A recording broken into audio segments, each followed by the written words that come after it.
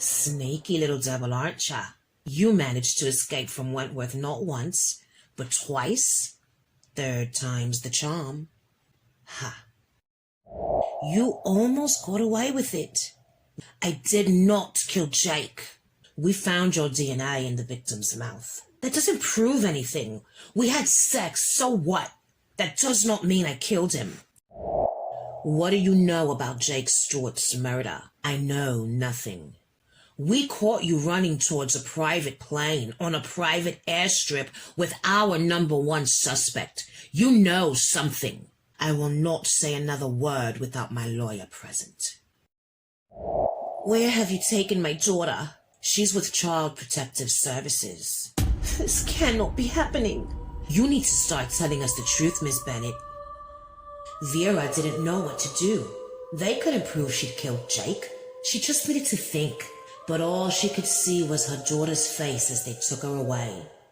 Vera was about to yell in protest that she was innocent, but then there was a knock on the door. We've got something. The detectives left Vera and Joan in their interrogation rooms and went out into the halls. We obtained video footage from a surveillance camera close to the park. It shows Miss Bennett's SUV driving into the park the night of Jake Stewart's murder. She's seen an hour later speeding off. We can see two people are sitting in the front. Miss Bennett's vehicle was held as evidence. It's over in the car park. Go check it and see if you can find any traces of dirt or grass. Have them tested if you do. If they match the dirt and grass from the park, we've got her. Ah, she did it. She's guilty. Yeah, I think so too. But we need solid proof in order for the arrest to stick. Go get it. Over in Wentworth, Mr. Jackson was in his office on the phone with the head of the prison board. He gave them his proposal for weekend trailer visits. Will told them how he thought it would be great for the women and how it would be an incentive for them to behave. The head of the board agreed with him, but there would have to be a formal vote. They'd get back to Will with their final decision soon. Will hung up the phone and sat back in his chair and took a deep breath. He wondered where Vera could be. He tried calling her multiple times since their call was cut off, but she wasn't picking up. He prayed Vera had nothing to do with Jake's murder, but he had a sinking feeling she did. Come in. Hi, Will. Have you got a minute? Of course. Have a seat. I wanted to run something by ya. I have a friend. He's confined to a wheelchair because of his disability. But he travels the world giving lectures in prisons. He speaks about his disability and he's given hope to so many inmates that have lost their ability to walk. Wentworth only has 2 inmates in wheelchairs. Nancy will be out of hers soon, but Allie won't. I was thinking maybe you could let him come here and speak with them. I think he can really help Allie. That's a really good idea. Allie hasn't been the same since she was paralyzed. You have my permission. When can your friend come in? I'll call him after lunch and see when he can make it. Oh, thank you, Will. No worries. I trust your judgment. Irina was devastated after hearing the news about her grandmother's murder. Mila was sad too, but not like Irina was. Mila was more concerned with the revelation that their Aunt Joan was alive. With her grandmother dead, she wondered if Joan would get in the way of her father taking over the family business. Do you think they will catch Aunt Joan? I do not know. Well, if they do catch her, I hope they bring her back here. Why? She is the only family we have left, Irina. We do not even know her. If she is sent here, then we will get to know her. What makes you think I want to know her? She is not our family, Mila. She was raised with strangers. She is not a Malenkovich. Have you heard some of the things these women say she has done? She cut a lady's tongue out. She is most definitely a Malenkovich. I do not care what she has done, and I do not want to get to know her or be close to her. Because if she comes here, these women will only kill her, just like they killed my mama. Just do your time, Mila. Do your time and stay the hell away from this freak. Over in the new music center, Michelle sat quietly playing guitar. She'd been feeling down ever since she saw Lou helping Bridget out in the yard. She saw how Lou looked at Bridget. She liked her. If she didn't like her, she wouldn't have helped her. Michelle didn't want to lose Lou again. She loved her so much. She always had. They were finally together after all these years, and now here Lou was with her wondering eyes. Michelle continued playing the ukulele. After a few minutes, Lou walked in. She sat behind Michelle and kissed her on the neck and listened to her play. I didn't know you could play the uke. There's a lot about me you don't know, Lou. Full of surprises, are ya? Michelle put down the guitar and she turned around to face Lou. No, but you are. What the fuck does that mean? Why'd you help that lady? Who? Bridget? I'm saying though, was there another bitch you helped out in the fucking yard? Of course I'm talking about Bridget. Oh, simmer down, will ya? Yo, stop fucking playing with me, Lou. I know how you are. First you're helping her in the yard, and next thing you know you're gonna be fucking her in the showers. You're pretty sexy when you're mad. I'm serious. Oh, come here, babe. Lou and Michelle stood face to face. Lou put her arms around Michelle and moved the hair out of her face. I met Bridget when I was in the slop, and we just talked. There's nothing for you to worry about. Oh yeah? So why did you help her? Mela was gonna jump into the fight. It was a one-on-one. Fair is fair. Man, get the fuck out of here. Since when do you give a fuck about being fair? Look, there's nothing going on between Bridget and I. That's it. There better not be.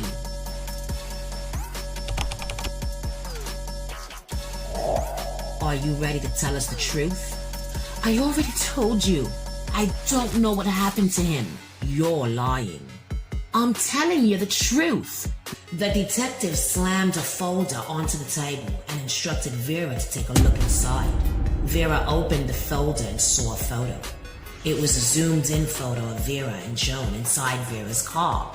She didn't understand what was going on. Can you tell us who the two women in this photo are? It's Joan Ferguson and I. And where were the two of you headed? I can't remember. This is you in this photo, is it not? Clearly. This photo is a still shot from a video we obtained from surveillance footage. It shows both you and Joan Ferguson driving straight into Otway National Park, the same park the victim's body was found buried. What were you doing there, Miss Bennett? Otway National Park. That's where Miss Bennett's car was seen driving into the night with you sitting right next to her. Did you do it, Joan? Did you kill Jake Stewart? No. So you're saying it was Miss Bennett who killed Jake? I'd like a cup of tea. Tell me what you know! What were you doing in that park, Miss Bennett? I told you I can't remember. Well then, allow me to refresh your memory. Both you and Miss Ferguson were captured on surveillance cameras driving into the park where the victim was found. We searched your vehicle. Want to know what we found? Dirt and plant matter on the undercarriage of your car. We had it tested, and guess what? What? It was identical to the dirt and plant life found in the park. We also administered an exigent circumstances ping on the victim's mobile. And guess what? What? It pinged from a cell phone tower located right across the street from your house. You told us the last time you saw the victim was at Wentworth, and that was a lie. It's time you start telling us the truth, Miss Bennett. Vera had no clue what to say or do. She sat there in shock. There was no way she could lie herself out of this. They had too much evidence against her. In that moment, Vera knew she'd lost everything. Her daughter, her freedom. There was only one thing left to do. It was an accident. I didn't mean to kill Jake. Vera told them everything. She didn't leave out a single detail. She even told them how and why she let the freak walk off into the night of the explosion. She lagged on Joan without even realizing what she was doing. Vera Bennett, stand up. You are officially being charged with involuntary manslaughter for the murder of Jake Stewart, assisting the escape of a prisoner and harboring a fugitive. You have the right to remain silent. Inside Joan's interrogation room, a detective came in and asked the detective questioning Joan to step outside. He informed him of what Vera had confessed. When they were done talking, he went back inside. Joan Ferguson, stand up. Joan stood up slowly. Turn around and put your hands behind your back. You are officially being charged with the murder of Anne Reynolds, as well as escape in the first degree and preventing the lawful burial of a body. The detectives read them their rights. Vera's heart was racing. Her whole world had crumbled down around her. She was going to prison. Grace would be put in foster care and raised by strangers, and there was nothing she could do about it. Down in the visitor's center, Dr. Miller and Mila were seated across from each other. I'm sorry you had to hear about your grandmother on the news. It is okay, Papa. Who could have done this? Grandma Nadia had no enemies. It was a random attack. The cops say they have no leads. At least she is with Aunt Sasha now. Did you hear that Joan Ferguson was found alive? What? Joan Ferguson's alive? Dr. Miller pretended to be surprised to hear that Joan was alive. Da, Papa. Your sister is alive. This can't be. It is true. She is alive, and she knows she is a Milenkovic. It is only a matter of time before she comes for your throne. But do not worry, Papa. I will not let her. There are rumors that she will be brought back here, to this prison. I'll take care of Ferguson. You just stay away from her, Mila. She's a fucking lunatic. Oh, please. The Milenkoviches are all lunatics. She does not scare me. You mustn't trust her, Mila. I'll be fine. Hurry up, eh? The bub and I are starving. Oh, I'm coming. Go on without me. Oh, I can't even think about food without my stomach turning. You're not pregnant, are ya? Oh, not unless it was Immaculate Conception. Come on, ladies, let's go. You coming, Rita? No, I'm not very hungry. I think I caught that bug that's been going around. Yeah, everyone in D-Block is sick. Medical's been packed for days. Ew, you and Zayna should go down to medical before you get everyone in H-Block sick. Oh, shut up, Nancy. Come on, let's go eat. Go ahead without me. I'll catch up. Rita, are you okay? Yeah, just missing Ruby, that's all. Yeah, I miss her too. Look, Allie, I don't feel like talking much. Just go on and eat your lunch, yeah? Okay. Allie left Rita all by herself in H1. Rita wasn't in the mood for anything these days. She'd been feeling so weak since she came back to Wentworth. She felt heavy, like she had the weight of the world on her shoulders. She couldn't wait to see Ruby again. As she sat there with her sadness, she heard footsteps approaching. Rita turned around to see who it was. Her blood began to boil when she saw it was you. What the fuck are you doing here? Heard you were back. Just came over to say hello. Hello. Get the fuck out of my unit, Lou. I was wondering, how are you adjusting to life with only 9 fingers? You tell me. Touché, Connors. What the fuck do you want? You and me? We've got unfinished business. And I always finish what I start. Fuck you, Lou. Whenever you're ready, I'll kick your ass again. But this time, I'm gonna do you like I did Drago. Ooh, I'm shaking in my tails. Rita and Lou stared each other down. Neither one of them was afraid. When Lou was ready, she walked away and left Rita standing there, fuming. Rita picked up a chair and threw it across the unit. The sudden movement made her dizzy, and next thing you know, she was running into her cell to throw up. Mr. Jackson had just gotten into his office when Erica came storming in. Is it true that Bridget Westfall is now top dog? Yeah, it's true. Absolutely not. She cannot be the top dog after what she did to me. Well, it's not up to us. The women are the only ones who have any say-so over who's going to be top dog. This is ridiculous. You're the governor. There must be something you can do. It's done, Erica. You know, Will, I gave you a chance to get this prison together, to stop the violence, and look what's happened. Sasha Milenkovic killed on your watch. Cassie Ray beaten to death on your watch. One of your employees killed by the former governor. And now Irina is beaten to a bloody pulp by that little fucking twit Bridget. All of this on your bloody watch. You are not fit to be governor. What are you saying? I'm taking over. You can't do that. Like hell I can't. You're done, Will. I'm demoting you. I'm the governor of Wentworth now.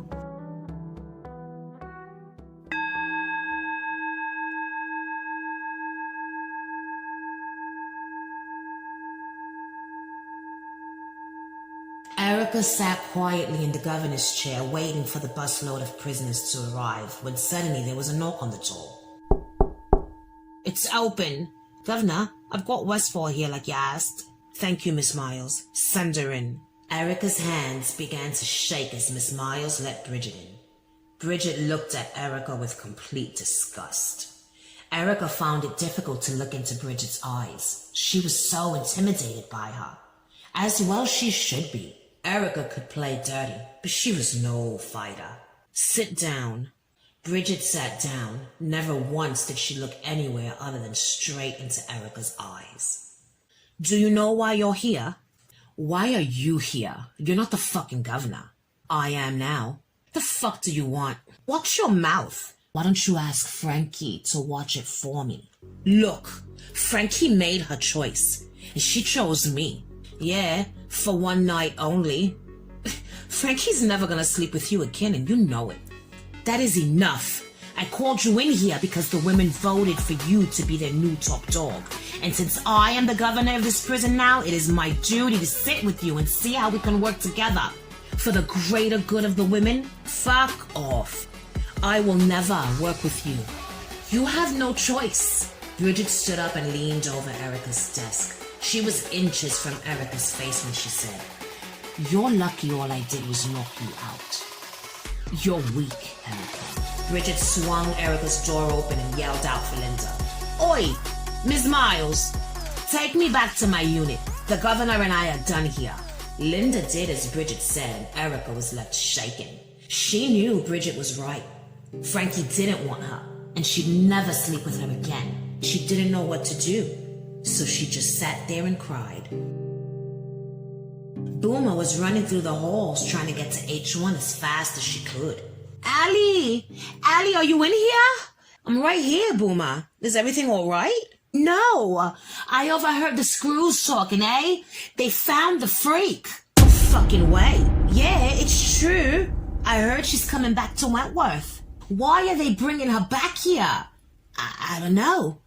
I'm gonna go look for Mr. J. Allie grabbed the cards on the table and threw them as hard as she could. Allie, hey, what's wrong? It's the fucking freak. They found her. She's coming back to Wentworth. Why do you hate her so much? She killed B. B? Yeah, B. Smith. She was top dog when I got here. The first time I laid eyes on her, I knew she was the one. She didn't want anything to do with me at first, but after we both got sent to the slot, everything changed. We stood up all night talking and making up stupid rap songs. When we got out of the slot, little by little, she began to trust me, and eventually, we fell in love. And then the freak killed her. Oh my God. That's why I hate her so much. I tried to kill the bitch twice, but it was no use. She's too powerful. She's always one step ahead. Nancy, when she gets back, just stay away from her. Okay, I mean it. Swear to me you won't go anywhere near her. I swear, Annie, I won't. Vera and Jones sat alone in handcuffs until the detectives came and escorted them from the police station and put them inside of a prison bus filled with a bunch of other handcuffed women. One of the women spotted the freak and yelled out, "Oi! I know you. You're the freak." Joan ignored them and sat down next to Vera. She turned her head slowly and glared at Vera. Vera could feel the freak's eyes burning into her. "I'm so sorry, Joan. You lagged on me. I didn't mean to. I trusted you, Vera. It just came out. I don't know what I was thinking." "I can't trust you anymore, Vera. When we get to Wentworth, you're